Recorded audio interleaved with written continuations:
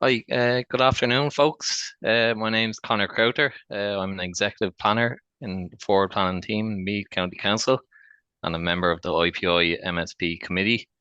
I'll be your moderator for today's third and final webinar of the IPI MSP CPD Series 2025. The format of today's webinar will roughly follow a similar format to the two previous webinars in this series. We will have two presentations, approximately 20 minutes each. After the first presentation, we'll have a short Q&A as Colin needs to drop off the call at 1:30. So please do feel free to send in questions for Colin as you think of them. And after our second presentation, we'll open the floor again to further questions for Robert. We will endeavour to address as many questions as possible in the time we have. We'll be finishing promptly at or before 2 p.m., after which a small evaluation survey will pop up on your screens, and we would greatly appreciate any feedback you may have, as this will form the basis of future MSP webinars. Before we begin, I'd just like to thank the members of the IPI MSP committee for their dedication to organising the CPD on what is now an annual basis. Thank you for the IPI for the support is offered in hosting the sessions, in particular to Sean O'Leary, who has done a lot of work in the background. So thanks very much, Sean. And particular thanks is also due to the Department of Climate, Energy and Environment, formerly DEC, for its support, in particular for the upgrading of the IPI website. And that's allowed us to make these webinars available afterwards for viewing on the website. So as per the previous webinars, we will be putting up the presentations on the website, but not the Q&A. So we'll just begin with a presentation from Colin Ryan on Ireland's National Coastal Change Management Strategy. So that'll be a topic close to home for at least probably 40% of the population of Ireland, and close to the hearts of maybe many others on this call. And that'll be followed by a presentation from Robert Nicholls on coastal adaptation and coastal resilience learnings from the UK experience. So with that, it's my pleasure to introduce our first presenter, Colin Ryan. So Colin Ryan is a senior planning advisor in the Department of Housing, Local Government and Heritage. In recent times, he's been involved with the National Coastal Change Management Strategy, and he's also been driving the new Planning and Development Act, which we're all familiarising ourselves with. Before joining the department, Colin was a senior planner at South Dublin County Council for 10 years. He led the preparation and adoption of the South Dublin County Development Plan from 2010 to 2016, and was involved in development of the South Dublin Economic Strategy and Local Economic and Community Plan. Colin also worked in Fingal County Council, Dún Laoghaire County Council, Dún Laoghaire Dublin Regional Authority and the Planning Service Northern Ireland. Colin holds an MSc in Town and Country Planning from Queen's University Belfast, and also an MBA from DCU. So with that, I'll hand over to yourself, Colin. Thanks so much, Connor. And can you hear me okay, Connor? Yep. Yeah, thank you, Connor. And just it strikes me just in that introduction there that I worked in South Dublin County Council, and for Robert probably doesn't know it, but if South Dublin County Council has the coastal management strategy, then we're in a lot more trouble than we envisaged ourselves being in. But just to say, what I'm going to talk about is the broad parameters of where we're going in the national coastal change management strategy. It arose from a scoping report that went to government a number of years ago, and we're in a state of the outlines and the beginnings of really putting together the management strategy in a more coherent way and in a structured way. So it'd be more, some of you might have heard some of this before, but I want to go through it and say where we are at the present moment in time and how we're working. Robert will talk about resilience and the matters of those matters, which is something that we want to learn from and be very conscious of, and that's an issue that I'll touch on just as I go through the presentation. So effectively, as you're all aware, obviously Ireland's an island. Ireland's an island. Its total length of coastline in the Irish Republic is about 5,800 kilometres. Just over half it's hard rock, 39 is more soft, and 3% is artificial. That's broadly to do with, harbours, etc. As we all aware, global mean sea level rise is happening. It's in place. We look at up to 1 metre by 2100, but there's a plausible maximum, as we know, of higher than that, far higher than that. But more pertinently, from our perspective as well, as the intensity and frequency of storms, which are projected to increase, and that is serious issues from our point of view, from an adaptation point of view, etc. And so that suggests that the sea level change is not a serious issue. It's a very serious issue. It's a long-term issue in the full sense of the word from a planning point of view. And to give some example of that, like effectively for the national planning framework that you're all familiar with, is a 40-year time horizon, roughly speaking, 20 to 40-year time horizon. That that's nothing in comparison to what we're talking about in relation to coastal zone management change, etc. Just to make the point around coastal zone management as well, that relates just, sorry for sounding a bit smart, but that relates effectively to the sea and inundating in on the land, the terrestrial environment, as opposed to interactions to do with the wider issues to do with, issues to do with land sea interaction, but also relates as well to not to erosion, it relates to erosion as opposed to flooding. Flooding comes as an acute arrangement, and it was obviously a very serious issue. What we're talking about is effectively long-term changes to the coastal environment that has serious implications for ourselves. As we all know, effectively, there's a whole series of overviews in relation to the type of activities that the coastline has. It's obviously a serious, as Connor said, a significant proportion of our population is close or on the coastline. Our major cities, thanks to the Vikings, are basically on the coastline as well. And indeed, much employment is there as well, and infrastructure in particular, in relation to water supply, water disposal, wastewater treatment, etc., is very close to the coastline by and large. And then obviously there's recreation, and as well there's serious issues to do with designated sites, to do with SPAs, SACs, etc. Just the background to this issue, and there's recognition at government level that there's a current and urgent need to address these issues. It's a long-term, it's immediate, medium, and long-term that there needs to be some form of framework in place. There was an interdepartmental group was established between ourselves, particularly, and the OPW, who led on this. And we scoped out a whole of government coastal strategy for managing to change.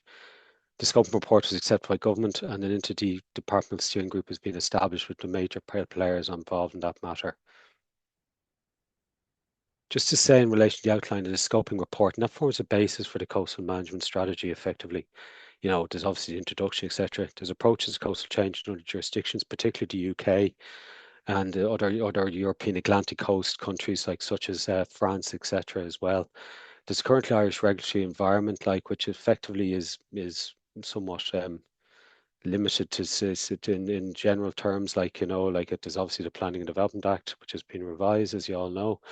But as well, there's other issues to do with broader issues with broader issues. Then we build the evidence base, which is effectively to do with issues to do with how we put together the strategy. And then we come to the key elements of the coastal zone strategy itself, coastal change strategy itself. So it's a logic to this, effectively. And essentially what we built on is effectively, we still call that emerging recommendations. Apologies, it's recommendations. And in fact, it's the basis upon which we're operating at the moment. There's three effective pillars. There's enhancing government capacity building. There's a focus in relation to this matter across division, across government, across the local authority, across various other state agencies. It impacts, and then there's a need for capacity building as well, of which we're embarking on those matters. There's a very big issue that we're really making inroads into at the moment is understanding the risk and identifying potential risk management options, and that relates to identifying evidence base, creating the evidence base, be the issue about identifying what the potential risks are. And I'll touch on that at the very end, because that's where we've made most obvious strides, although we've made strides in all issues.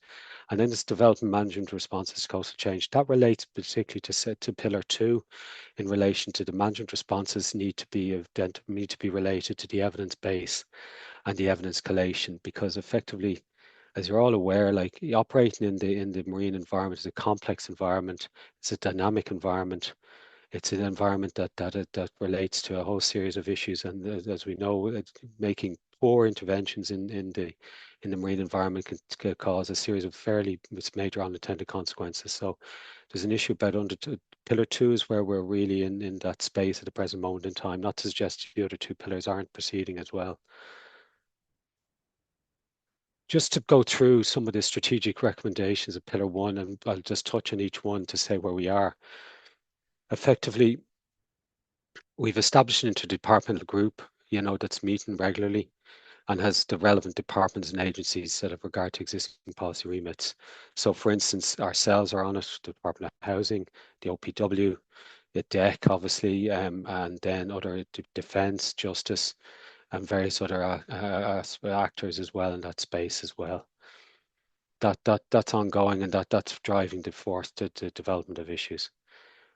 The OPW designates the lead technical agency, and they'll touch on that later on. And that effectively is assessment technical options and constraints. We're in the process of considering how to best to establish a national advisory group, and there's work ongoing in that. And then as part of that, we'd engage with the EU at bilateral level, obviously in neighbouring jurisdictions, and that relates basically to the pillar 2 effectively and pillar 3 in particular. An issue that we have to deal with, and we're working with some of the CAROs who work helping us with this regard as well, is to carry out analysis and relevant skills and resources available. And that particularly relates to local authorities as well, who are at the forefront of this issue and are a key aspect in relation to how we might deal with coastal management from an operational point of view.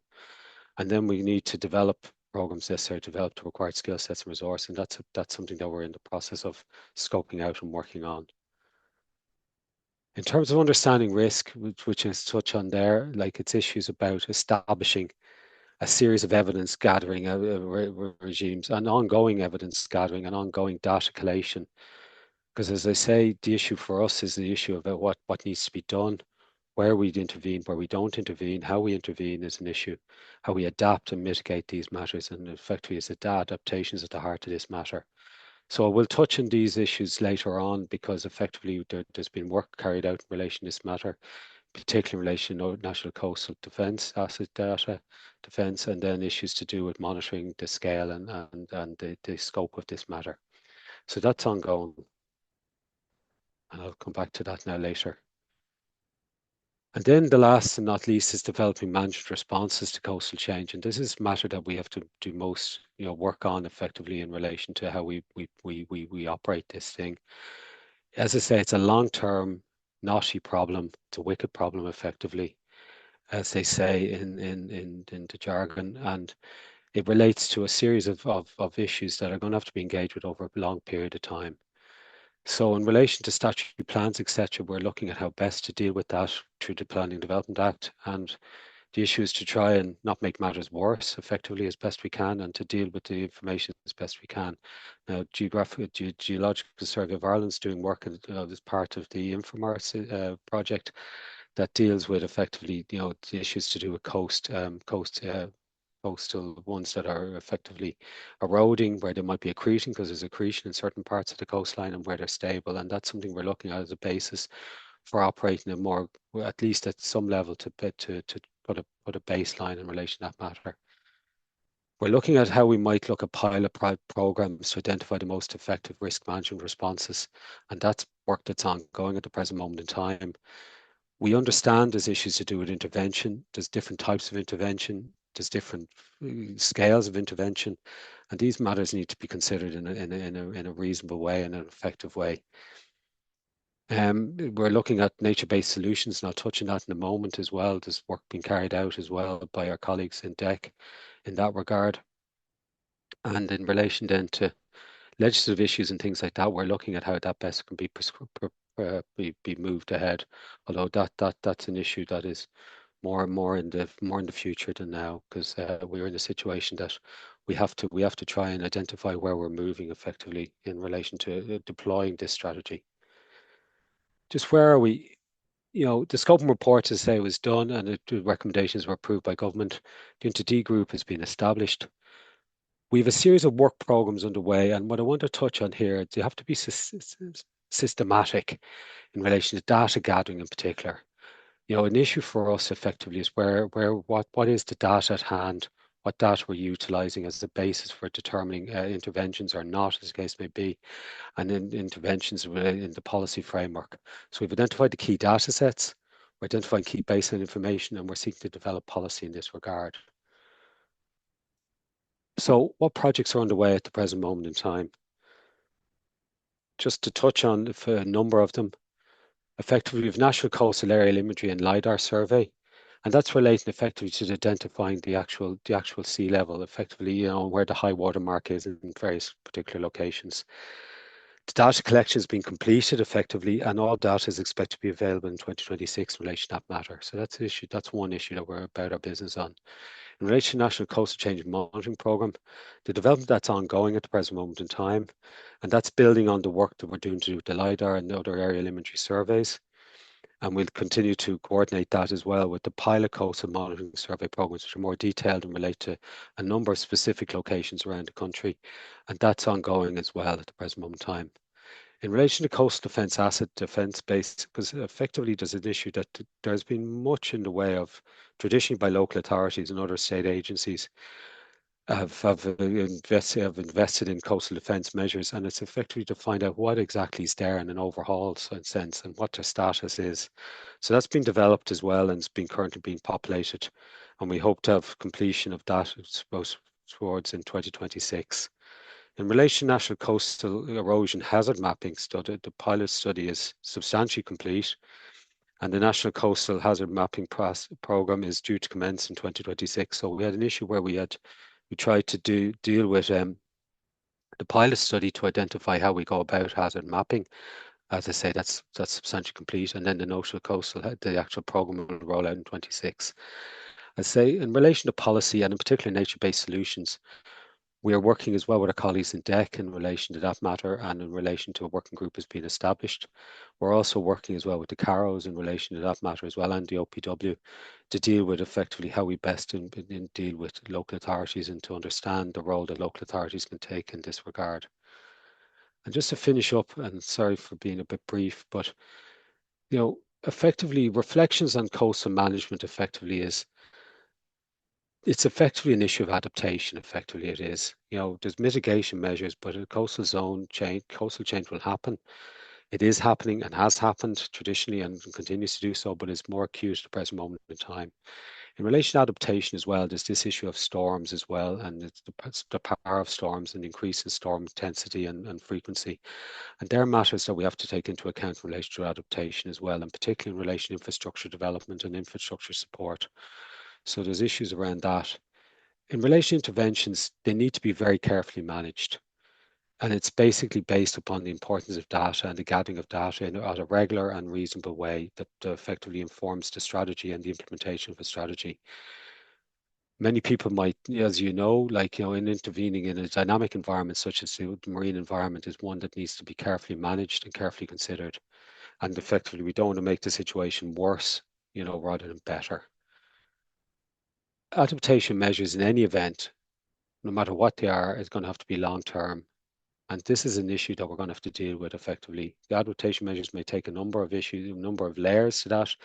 Might be more medium-term arrangements to effectively buy time, for want of a better description, so longer-term adaptation measures may take place, and effectively need to be cross-cutting as well. And that relates to a number of issues to do with who policy providers, in fact, from the state, implementators such as the local authority, but also how do we deal with the public and inform the public in a reasonable and appropriate way for something that's going to be slowly happening, but happening nonetheless over a period of time, and it's something that we, even if the sea stopped rising today, the effect will still be felt for many hundreds of years. And as I say, policy and the consequent programs will evolve. Like we're in a space here of embarking on a coastal zone management. We've thought about it over the years. We have a clear idea about what we need to do in relation to improving the governance, to improving the adaptation process, to improving the data that we base our actions on. And effectively, we're in this space of moving on this now, and we are increasing. We're developing those matters, and we'll be in touch again for another CPD, hopefully next year or the year after, with more better, improved information to say to you. Connor, that's me finished. Thanks very much. Yeah, thanks very much for that, Colin. Very informative, very insightful. There's one or two questions there that have come through. So I suppose while we have you, we maybe just pose a few questions to you. So the first question was, would it be possible to run through the lead agencies involved in these projects that are underway? I know you had a slide there on a few different projects, Well, but that's a good question, Connor. As you say, the lead agency, broadly speaking, the Department of Housing deals with policy, and the OPW deals with the technical aspects of that. So that's an easy answer, but there's more complex to do with that. In relation to policy, then is effectively to do with cross-cutting. So there's many government agencies that might have issues might impact on that. But broadly speaking, we deal with housing deals with policy through the planning kind of division effectively, and effectively then the technical output of that, like the LiDAR, the gathering of data, the collation of data, the interventions that may happen as well, effectively are run technically through the OPW, the Office of Public Works. But as I say, that's an easy answer. There's a far more complex world when you actually get down to the doing of that.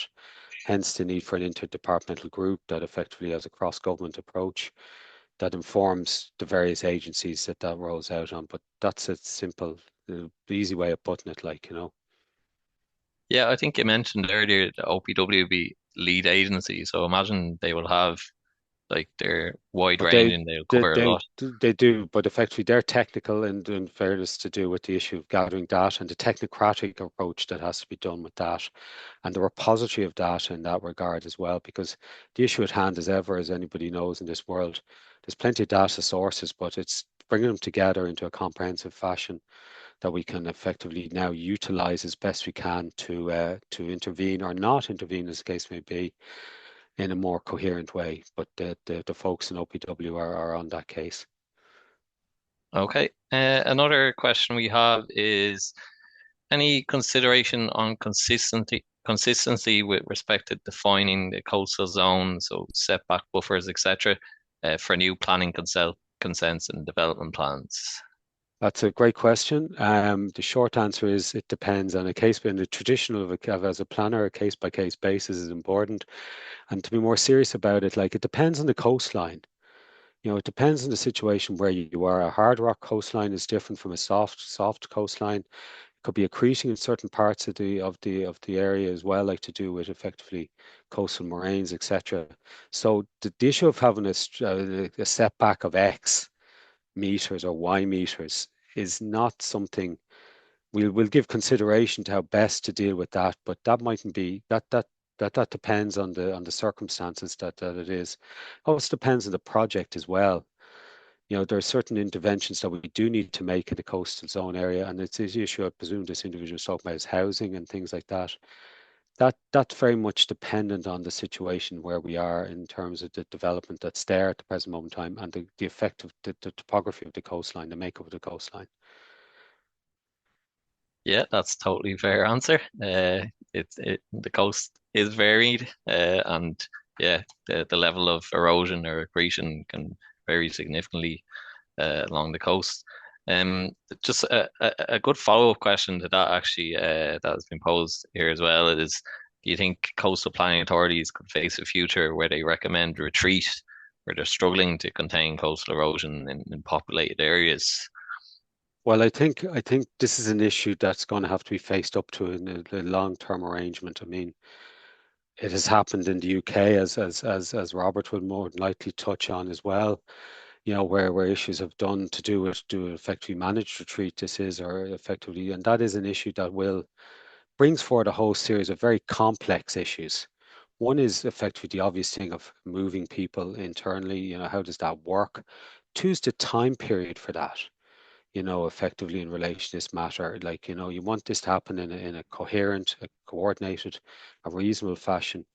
But effectively, when you're looking at an arc of maybe 30 years or 40 years for it actually to become acute, you want to try and avoid the acute issue, like, that due to failure of defences or failure in life and limb is put in peril. So it's a very knotty problem, and then there's the issue about if somebody is moved into a house, for instance, yesterday in the full knowledge of it, or someone's living in a house, a family house for many hundreds of years, that creates this issue of moral hazard. So there's a whole series of very, very careful consideration, but it is something that we will have to unfortunately turn our mind. We have turned our minds to. We are serious about it, but it is something that will have to be very carefully managed. And that relates back to the data aspect of things as well, and the granularity of data and the capacity to deal with this in a far more coherent way than just dealing with effectively say everywhere is going to be inundated. Not everywhere will be inundated. Places may well be defended heavily, or places might be not quite so defended for various different reasons. And it's the choice of that matter that's something that we'll have to deal with, both in terms of ourselves as policyholders, but also population-wise, is to deal with this issue to do with effectively adaptation might necessarily mean that we're defending everywhere possibly. Now, it's not to suggest that everywhere has a role to play, but it is something that we'll have to make a very serious choice as a state and an island state effectively to deal with this matter over time. But it's back to the point, it's a longer term issue as well it's a medium term issue, and it's certainly a longer term issue as well. Yeah, no, absolutely agree. And as you say, kind of data is the key really. And we see in terrestrial planning like a lot of things ending up in the courts. And if you're looking to retreat a certain area, if you haven't got the data to back up what you're doing, like you may very well end up in court as well and trying to Yeah, but defend that. even saying that, Connor, and that's a very fair point. But even to deal with the public and deal with people, and these are people's houses, this is a people community. How do we work with that over time, like and work and help people, assist people in that situation? And that's something that we have to bear in mind very carefully in relation to this matter. And you're absolutely right. Like the law is the law, but and judicial reviews are judicial reviews, and that's absolutely perfectly reasonable. But there's a basic premise here of dealing with the people and how do we operate that societally and operate that as a nation. Yeah, yeah, absolutely agree. I think we kind of addressed most of the questions that have come through thus far for yourself, Colin. So I suppose we'll move on to Robert here, and maybe Colin, if you see any questions coming up uh during the time that you've got left, you can maybe try and answer them by typing into the answer box there. I'll do my So best, as I say, Connor, and yeah, thank you. that's no problem, Colin. Thanks very much. So yeah, moving on to our second presenter here. So Robert Nicholls. Robert is based at the Tyndall Centre for Climate Change Research at the University of East Anglia and at the School of Engineering at the University of Southampton.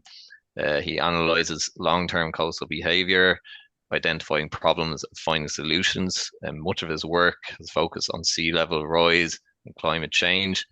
A distinctive dimension has been consideration of the coastal zone as a series of interacting systems, which facilitates policy analysis. He's also got extensive international and global experience, especially in coastal cities, deltas, and small islands. He's advised national governments and intergovernmental organizations on climate change and coastal issues. And he's also been a lead author for 5 reports of the Intergovernmental Panel for Climate Change, the IPCC assessment process. So with that, Robert, I'll hand over to yourself there. Thank you. Okay, can you hear me? And can you see the slides? We can indeed, yeah. Good. Okay, excellent. Right. So anyway, well, thanks for that welcome. So Robert Nicholls here from sort of UEA and the University of Southampton. And I wondered what to talk about here. So, there's many ways you could present this sort of topic. And so the way I thought I'd do it would be really as a journey, sort of looking back a little bit at the past and then how we've got to where we are and maybe where we're going. So a sort of structure is really, I want to talk a little bit about, I'll probably be maybe teaching you to suck eggs at times, but hopefully I'll maybe say things in maybe interesting ways that will make you think a little bit. So I want to talk a bit about UK coastal hazards. I want to talk about what's happened since 1953. There was a big flood in 1953, and that's actually the timescale to 2100 roughly from today. So it kind of gives you a sense of the kinds of changes that happened over that time span. We'll see bigger changes in the coming time to 2100, but we can see an evolution here, and then talk about the issues around coastal risk versus coastal resilience, and then some sort of concluding thoughts. So I mentioned the 53 flood, and this was a pretty big we've had flooding on the coast of the UK for thousands of years. I think, you know, in about a thousand around. There's a flood reported in Westminster, in London, and the East Coast has seen a particularly problem with floods because of high water levels. And 53, there was a disastrous flood. Over 300 people were killed, and after that, an awful lot of defences were built. And so I'll touch back on that in a moment. So there's been a big response, an engineering response to coastal flooding. But flooding is water pouring on the land. We also have erosion. And the lower picture is Haysborough.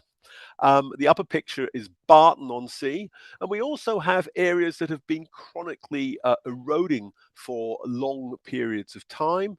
Probably the Norfolk coast has gone back 1 kilometre or even 2 kilometres since the Roman times. So, you know, so and that's true in East Yorkshire, on the south coast of England, on the Isle of Wight, Poole and Christchurch Bays. These areas have changed radically. And we've tried to stop this, and both these pictures include engineering to sort of stop erosion. But that, you know, you can stop erosion, but it's costly, and it also exports the problem to other locations.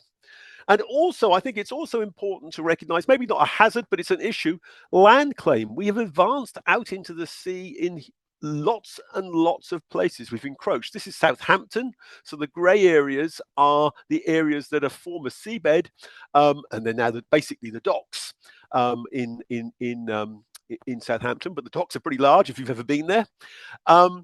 And this pattern is repeated around our coast. Has made a lot of land actually that's rather low and prone to flooding potentially, and also gives us lots of sort of, you know, artificial coasts. So I think it's important to sort of recognize this relationship. Then there's the issue of really that we have a very big legacy of defense. We've been building defenses for hundreds of years.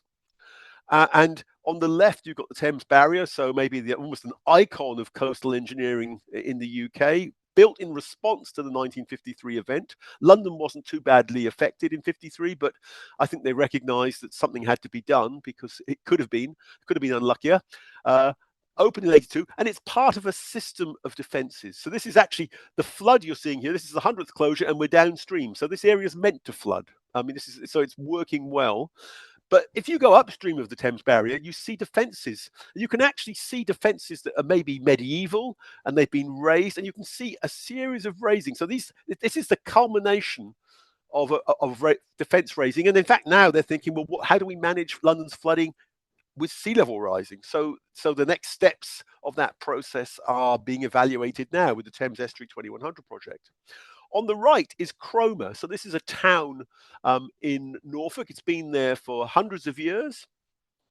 It's interesting. People, if you go back a long time, often didn't live on the coast in Norfolk because they knew the coast was retreating, and they would build inland to some degree. There was almost like a de facto setback because they obviously that building is worth a lot of money, so you wanted to hand it on to your children. But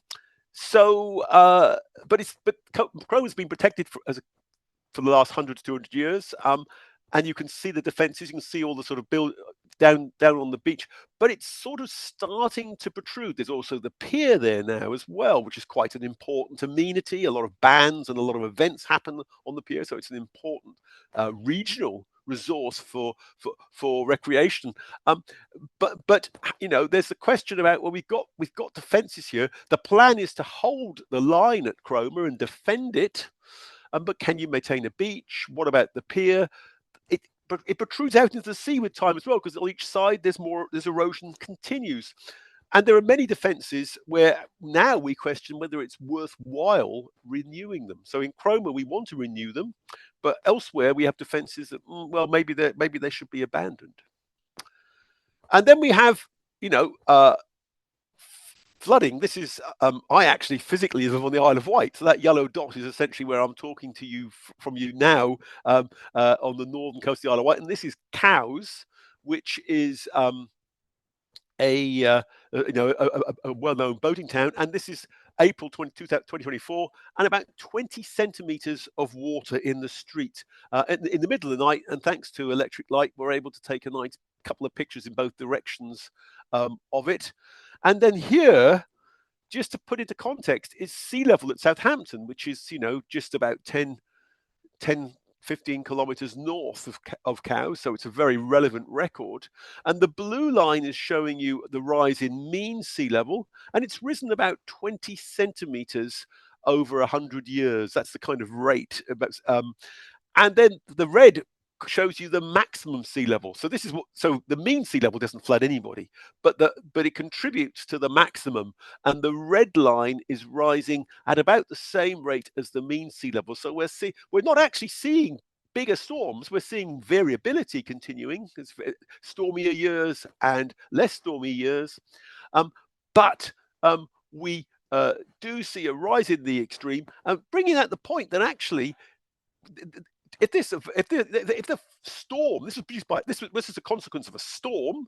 If the storm had happened 100 years ago, there wouldn't be water in the street today. So you can attribute this flood to sea level rise accumulating over the last century. So that's, again, an important thing to think about. So now moving on, just thinking, well, I've mentioned the 53 storm. What happened after 1953? Well, there was absolutely no warning system in 53, which is maybe people sort of really don't are surprised to know that, but you know, we had absolutely no warning systems, and there's been a huge investment. That was probably the first thing, that was the first response to the 53 storm surge, was we want to be able to predict storm tides and high sea levels during storms, so that we're ready for them. And now you have, and I won't go through this, but it's just to capture, there are rather sophisticated information systems that we take almost for granted, that tell us that there's a risk of a flood, and they're getting better as well, I think, is another thing to note. For example, these are integral to the use of the Thames Barrier. The Thames Barrier has to be closed, so we need to know when a big event is coming. So these kinds of warnings are important. And as an aside, they're expecting the forecasts to double in accuracy over the coming years, and that will prolong the life of the Thames Barrier by maybe 10 or 20 years with that more precise information. So get better information has a value. And then in communicating that information to the public, there's lots of technical information, but just these notions of different categories of warnings. I expect you have something similar in Ireland, which actually outlines the sort of the scale of the threat, and the kinds of things that you should do. So we've seen flood warnings improve, and they're getting better. So I think that, and so we expect them to continue to improve. If we look at, say, compare the 1953 storm surge in sort of January, February 1953, at the beginning of the month, to the December 2013 storm, very, very similar events. The 2013 storm was actually higher than 1953 in terms of the water levels attained. Well, we had better flood warnings, so we knew it. We certainly knew it was coming. There was no surprise there, and the defences. So two things have definitely changed. It's not just, I'm not attributing this to just the flood warnings. We've also got we got the Thames Barrier, for example, and you get the sort of image here: deaths. 307 people killed in England. I mean, about 30 people died in Scotland. 2013. No deaths. And so the beauty of flood warnings, really, I mean, I think they can really help to avoid the most chronic issues that you know the event's coming. But all the way down here, actually, the impacts so not to say the 2013 event is of no consequence, but it was a higher event, and actually the consequences were reduced, I think, due to warnings. We knew it was coming, and defences. But there were still disasters. Immingham was badly affected. Boston in Lincolnshire was badly affected. And since then, actually, there's been quite significant money invested in those two locations to deal with high water levels. We've also had project appraisal developing. And again, maybe you take this for granted, but after 1953, basically, government, the way defence money is allocated in the UK, maybe it's the same in Ireland, is there's no right to defence, but government has a permissive right to protect where it sees a common good. and what that notion of a common good has changed with time. And after the 53 storm surge, government felt, oh, we've let people down, and they built lots and lots and lots of defences against flooding and against erosion. Of course, interestingly enough, it was a flood event, the 53 event, but they built a lot of erosion defences as a result. And there wasn't very much. There was a technical appraisal, would they work? But there wasn't much thought about were they economically worth it. There wasn't much thought about the long-term consequences of these defences.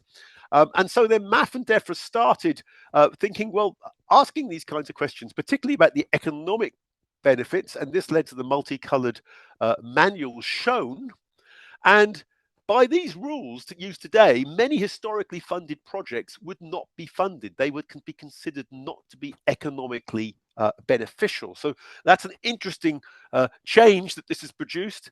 And coastal erosion protection in particular is difficult to justify because coastal erosion tends not to destroy many houses in one go. So you have the protection has lower value than floods, where thousands of houses may get flooded in one event. And often coastal erosion protection is quite expensive. So there's a kind of cost-benefit problem. But equally, urban flood risk has high benefits. So you can certainly justify defending London, or Portsmouth, for example, on the south coast of England, is having over £200 million spent on a series of projects to really upgrade its flood defences to a 1 in 500 year standard, for example. And also fundamentally, in building on this legacy of coastal of defences, is shoreline management planning, where the Environment Agency set out a sort of planned approach to trying to manage flood and coastal erosion risk around the coast of England and Wales. England and Wales originally, now it's England because that's been devolved, and the defences. And rather than taking the view of just a project, they started viewing the whole coast of England and Wales. 20 SMPs cover the English coast. They're managed by coastal groups, and they manage decisions on building and maintaining sea defences, implementing adaptation plans. Essentially, that's when we think about retreat. That's what they mean by adaptation, and also the issues of coastal habitats. They're adopted by local authorities, but they're not statutory. That's an important point. They are not statutory. They have no legal. They don't have to be followed. So they are there for guidance, which is a criticism of them. But then they do inform things like land use planning, coastal change management areas. And there's now an online tool which has been produced fairly recently, the SMP Explorer, which allows you to look at them online via the web. So that's a big improvement. They used to be paper-based. The first ones were sort of shown here. This was basically on sediment transport. The second ones, published about 10 years later, were redefined, taking account of natural processes, but also looking at kind of the political boundaries and some kind of practicalities, shall we say. Some, again, covering England and Wales. There are 22 in total here, but 2 of those are entirely in Wales, and about 2,000 management units. So actually 2,000 lengths of coast where different choices are made. And they're just geometric. They're very engineering, I suppose. You can advance the line. Hardly anywhere does that. You can hold the line. So that's basically, you've got a defense. Let's keep it there. Let's improve it, whatever. Managed realignment, you can pull back, maybe to a new defense line or higher ground. Or limited intervention, maybe on like rocky cliffs. There might be coasts where really you don't need to do very much, and you just need to keep an eye on them to see if any kinds of problems emerge. And importantly, the second phase had epochs. So they recognized 3 periods of time, and you could hold the line in epoch 1, and then in epoch 2, you could have managed realignment. So you could have a defense with which has a bit of life in it, but you think, well, ultimately, it's not going to be it's going to need to be renewed. We don't think we can justify renewing it, and we can have a retreat. So you actually start to have adaptation pathways where you can actually make different decisions, which is obviously the real world. And SMPs, again, I said this before, but they sit at the highest level, so they're strategic. And beneath them are strategies and the coast. So an SMP might be broken up into a number of strategies. So here in this example, there's 3. And then within those are schemes. So the actual, any kind of intervention is done at the scheme level, and that hasn't changed since for a long time. But now we have these strategy documents and SMPs that help to provide a structure. So we start to think about these interventions in a much more holistic way. So when we look at coastal risk, I mean, you know, and really this is a kind of, everything I've been saying is a risk framing of the problem, which has developed over the last sort of since 53. It's focused on expected annual damages. It's very much looking at what would be the, you know, economically the expected annual damages, and hence it's focusing on the damaging event. And it's a sort of agreed currency in the UK.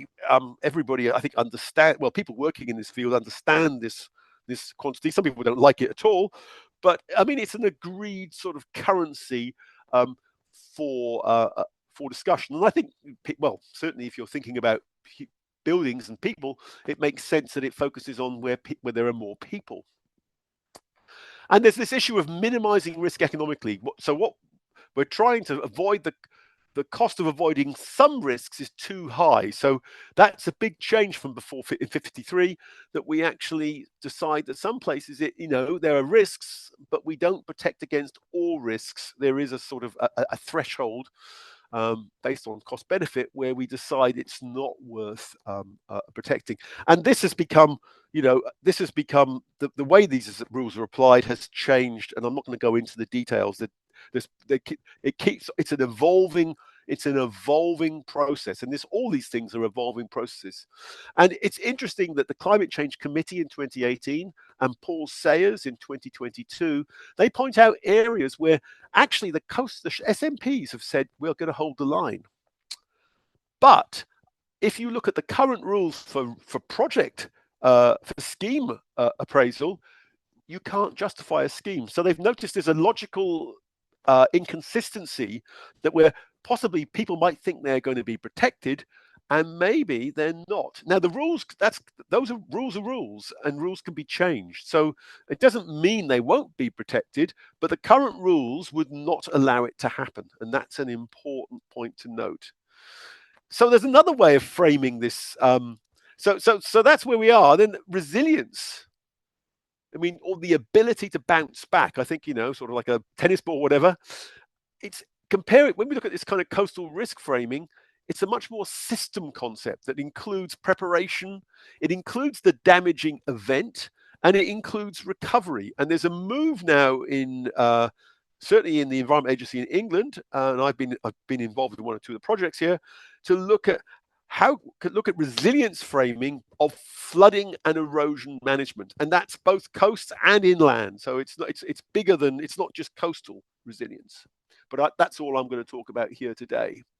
And coastal resilience, I mean, I actually, you know, it can be a bit of a motherhood and apple pie concept in that you get lots of lovely words about coastal resilience, but what does it actually mean? And that's one of the points I want to get on here. And so I actually put into Google to get a definition of coastal resilience rather than looking at all the documents. And I thought the Google definition was pretty good. So I just used this today. Because it's, you know, refers to the ability of coastal systems to adapt to the impacts of climate change, natural disasters such as sea level rise, erosion, and flooding, as we've been talking about. It's not doing one thing. It involves a combination of strategies. You're trying to bring things together, nature-based, traditional engineering, adaptive management practices, flood warnings, all these other types of approaches. Things like accommodation, building houses on stilts, for example, is something that's not considered in SMPs, but we're certainly doing it in the UK at the level of properties. And the goal is not just to protect, but to have the capacity to anticipate and recover. So it's I think philosophically it's more holistic. And to the pictures here showing the idea really maybe of the idea of absorbing, you know, sort of the notion of resilience. You've got some critical functionality.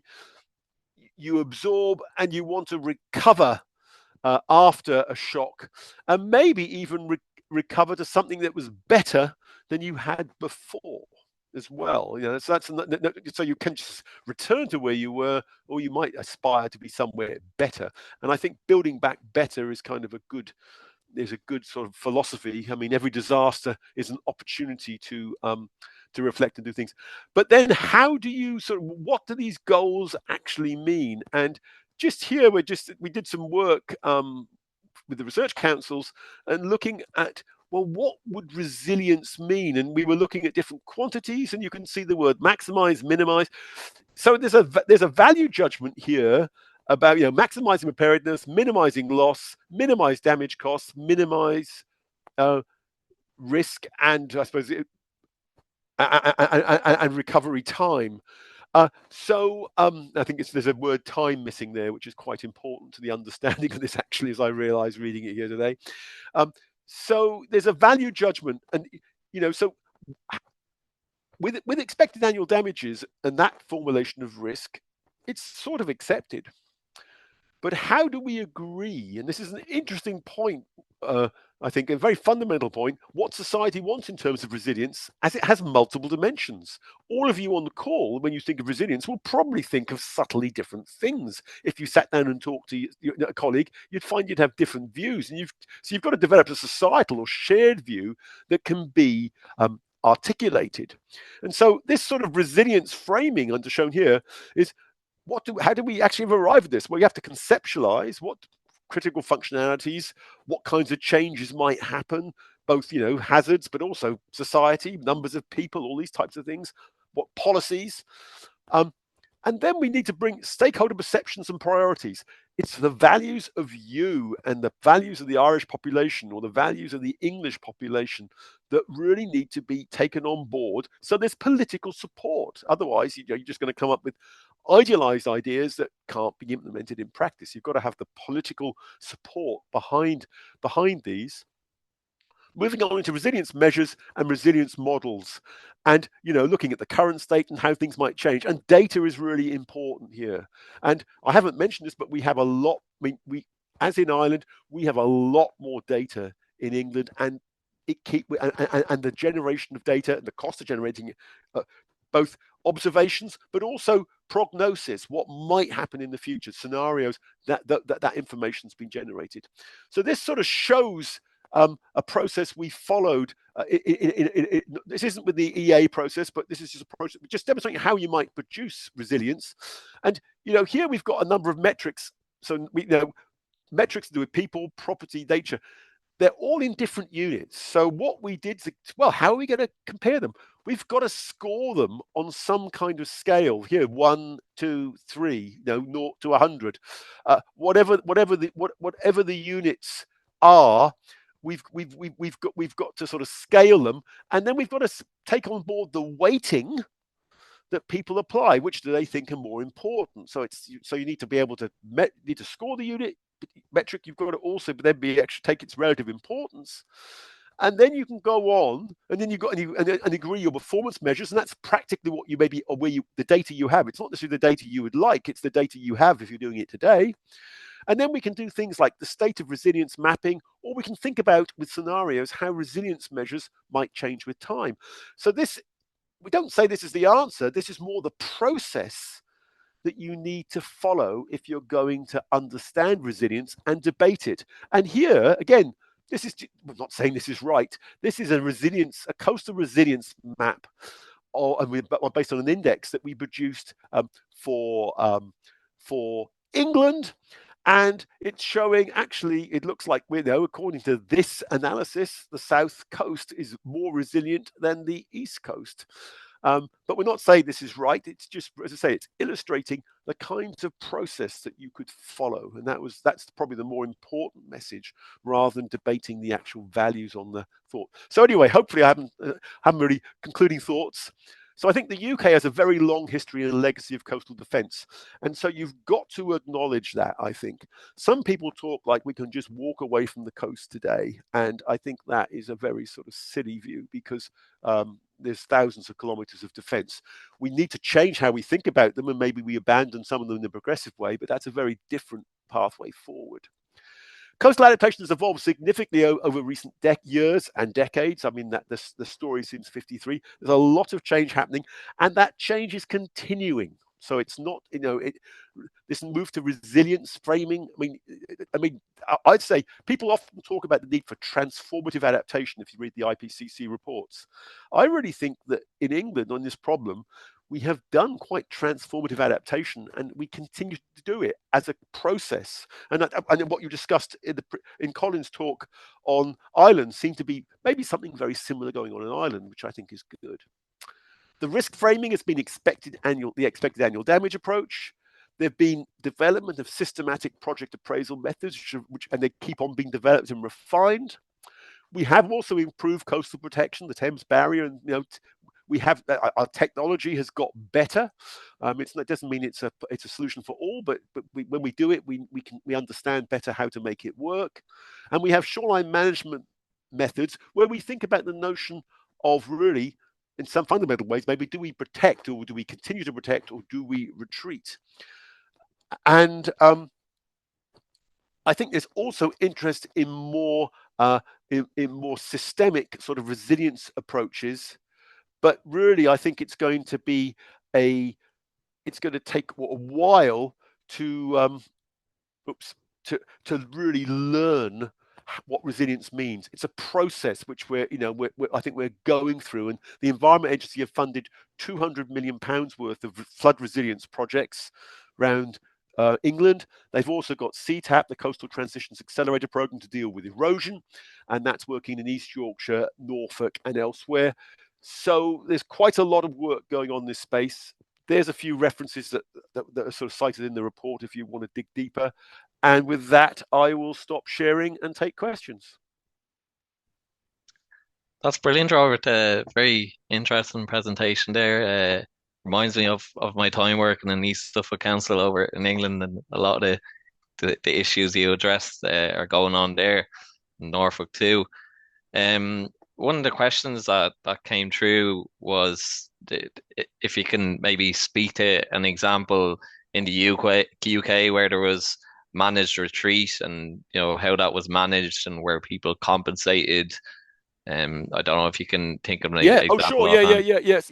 I mean, yes. I mean, there's quite a lot in the shoreline management plans of places where hold the line is the policy today, and then basically, it used to be retreat the line, but now managed realignment is a future policy. So that in all those places, and I mentioned many places where maybe even they can't justify an upgrade of the defences, but the poster child of this is Fairbourne in Wales, actually. So this is not in England, where Gwynedd Council have decided that they cannot hold the line, and it's a residual risk problem because this is a low-lying community behind a gravel barrier, and if there's failure, there'll be very deep water. So it's the kind of situation where you'd have loss of life probably if people didn't heed evacuation. So there's an unacceptable level of, and so the town is being decommissioned. In England and Wales, there is no right to compensation. So as I made the point that protection is a permissive power, and government in the past, if the houses you see falling off the cliff, this from Suffolk, the people didn't get any money if a cliff top house went over the edge, and in fact they often used to have to pay to demolish it because it would be condemned beforehand. So there would be the loss of the house would be a personal cost beyond the loss of the house, because I think government now. So at the present time, there is no compensation. Government is, I think, recognizing that that's not considered acceptable, that the population at large think that's not fair. And so there is a move to facilitating moving inland, but it's still not compensation, but maybe trying to create more processes and funded processes to help with these types of problems. But it's a bit of a minefield area, and I'm sure it's the same in Ireland, really. But some other societies do pay compensation. So there are different values in different nations. Really, it's a value judgment about, goes back to common law and precedent. Really, I think. But yes, so the CTAP program, and coastwise, if people are interested in that, in Norfolk, they have 14 million pounds in Norfolk, and they're not allowed to build defences, and there's potentially several hundred houses that will be lost by the timescale of 2100. And how do you facilitate that movement inland, if you like? But that's the holistic thing about, they don't focus necessarily on individual properties. They actually try and think about communities, because they say if the village hall falls over the cliff, the community's kind of almost been hollowed out. And so they try and think in a more holistic sense, and moving away from the notion of a line. So they're thinking about zones now. So it's a bit of a waffly answer, but it's a process that I think is governments recognizing it can't go on as it did, which is it's the homeowner's problem, wash their hands of it. And there's quite a bit of work going on in understanding it, but it's not going to probably move to just a simple compensation model either.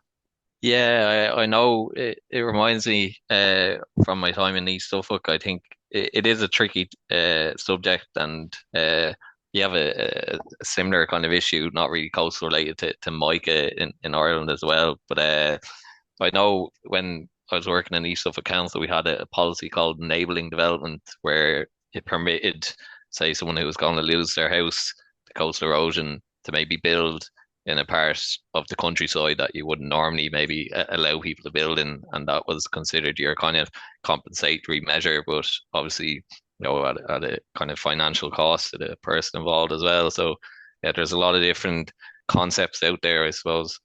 I think, well, and also if we're talking about cliff erosion, I mean, the same thing is done in Norfolk, that they do allow people to relocate to greenbelt sites on the landward side of the village. So exactly the same kind of model, where Yeah. they would not give planning permission without that. I think they've also they're trying to make sure, obviously, no buildings are built within a sensible distance of the cliff top, a sort of life of a house, so that there's a de facto setback. But what you find in Norfolk is people are still buying houses that have very short lives and are ignorant of that fact. When you get, people retire, they've got a cash sum, and they just go and pay cash for a house because they think it's got a lovely view. Mm. And then they find, oh my God, it's got a 10-year life, and they suppose so I think as with flood maps, I think the information about this needs to be much more widely known, because I think that will at least make the risk transparent, clear, and people can then make their decisions, if you follow what I'm saying. But I think really that needs more attention. I think there are probably vested interests that don't like that to happen. Mm. So I think that's something where some attention could be focused on. I mean, I don't know. I think it should be disclosed when you buy a house, probably. I mean, obviously, it means the current owners have to pick up, the risk becomes transparent, but they probably know it already. Yeah. You'd imagine if people are buying a property that they do their due diligence, but hey ho, doesn't happen all the time. Particularly older people. I think that's, yeah. I mean, you and I would, but we understand the issues. And I mean, I thought quite long and hard before I bought my house, which is not very far from the sea. But like I say, I'm not in the floodplain, and erosion not in my lifetime. Yeah, that's my judgment. My house is going to be there my house is going to be here after I've gone. Another question, kind of a general question, I suppose, is kind of what has been the kind of community involvement and solutions, particularly in the Norfolk coast, because they're probably the most heavily impacted. I don't know if you could speak to that at all. Well, I mean, I think these projects are very much, I think, about engaging with the local communities. I think, of course, it's challenging to do that. I mean, obviously, all these authorities are democratically elected, so I suppose there's an interaction with the public in the terms of the councillors have to stand for election every 4 or 5 years, whatever it is. So there are the councillors, and you get individual councillors who are very passionate about these issues, and so they come to. We did a lot of work in the Norfolk coast over a 15-year period, and you get to know some of the councillors quite well. They come along, and very in a very positive way engage with understanding and learning. But I think going beyond that, I think there's engagement with communities. But I suppose they often also do get sort of you can get stakeholder fatigue. People have got so much energy to engage with things. So often it's I know they've relocated village halls, and so when there's an issue, I think that's when they tend to go in and get involved. But it's also a level of resource on the side of the local authorities, because they've had lots of their money's been cut back, like under austerity, the number of people working in these authorities fell dramatically. So that really does not encourage sort of participatory approaches because the time involved. Coastwise, the fact they have funding now means they do have more people. So I think they have been doing a lot.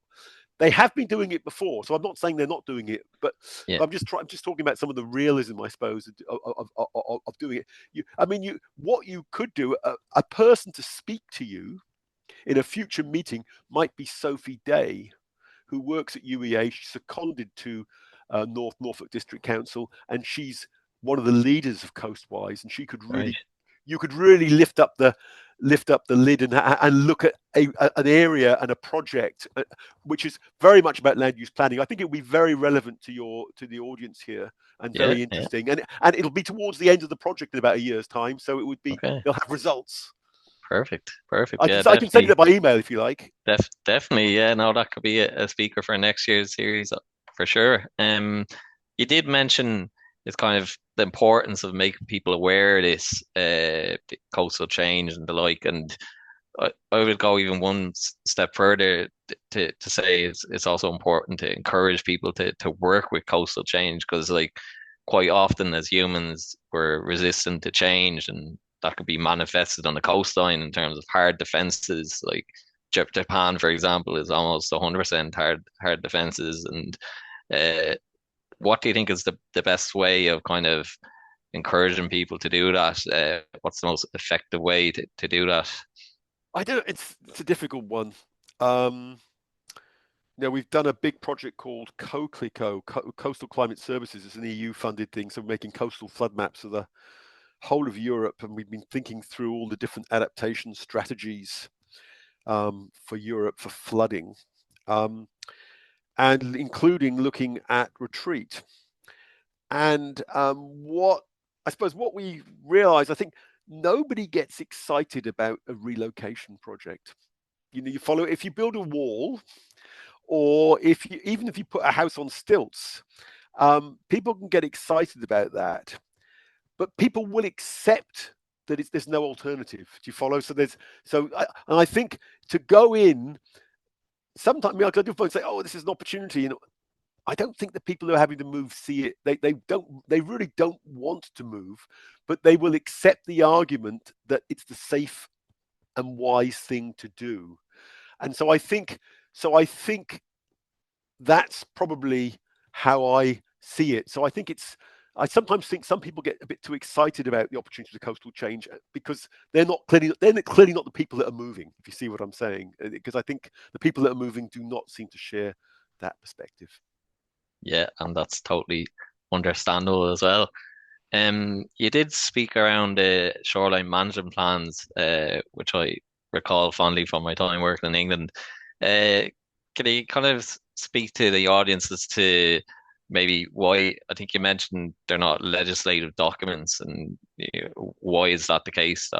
Well, I suppose that's a decision of government, really. I mean, we have two pieces of legislation that deal with erosion and flooding. So there's two acts of Parliament. I think they go back to the 1940s, both of them, about 2 years apart. So published just done just after World War II, and there's absolutely no appetite to revisit those laws. So they're still there now, and they actually mean that there's two routes to funding. So if you've got a coastline that's got a cliff, a valley, a cliff valley, you know, and Suffolk's like this. You've got erosion and flooding. You're actually going after different pots of money if you're doing a scheme sometimes, Yep. which is a bit.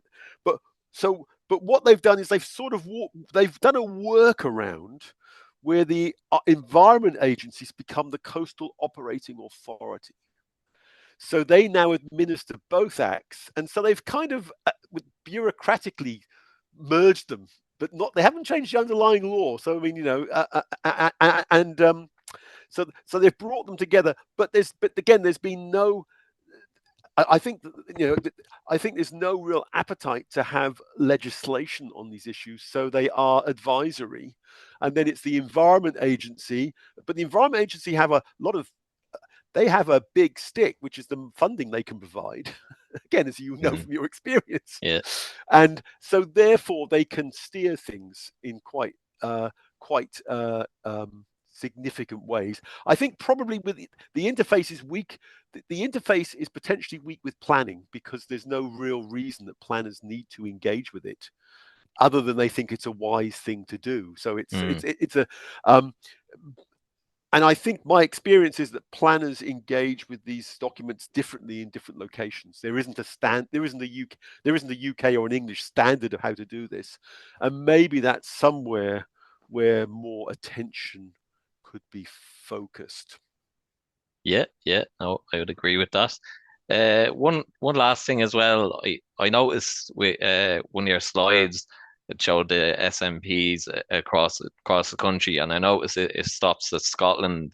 So I was wondering kind of what happens in that situation. Obviously, the coastline keeps going, Yeah. but the SMP stop, and that's just in the context of like the island of Ireland. You have Northern Ireland and the Republic, and you know, if we go down the route of say doing SMPs, you could have a similar situation potentially. That's an interesting. Yeah, well, I mean, I think obviously, you know, just like a river crosses a border, I mean, riparian rights and all this, you've got to be talking to each other. I mean, the Solway Firth, because it's an estuary, I think probably there isn't too much. You know, the two banks probably are reasonably independent, but I don't know.